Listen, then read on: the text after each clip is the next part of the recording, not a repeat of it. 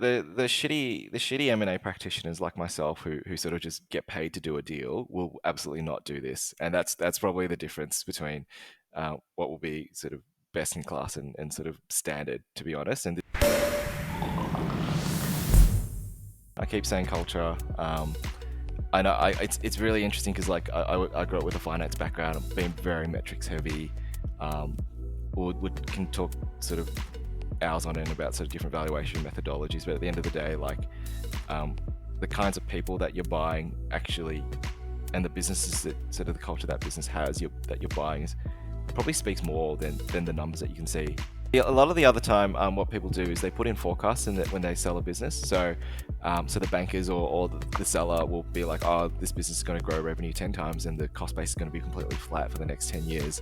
And you know for a fact that firstly, wage inflation is a thing. You need a lot more people to service a lot more revenue, and you, as a business grows, you're going to have bigger issues. Quality of earnings is a huge one, and what do I mean by that is um, there was a company that was bought where um, they had thought like all of their revenue was digital revenue, and actually a portion of that company's revenue was actually in selling like print magazines.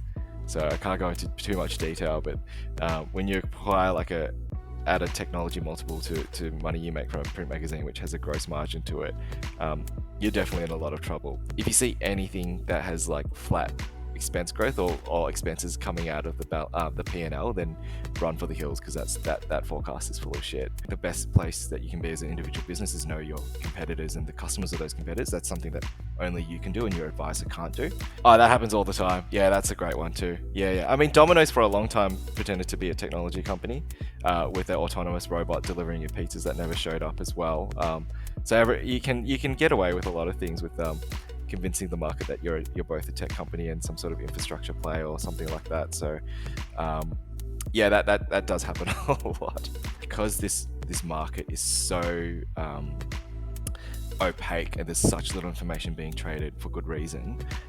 Knowing someone who's experienced, who's seen a lot of these deals come by and seen a lot of the dirty tricks and tips, will help you really identify all the traps.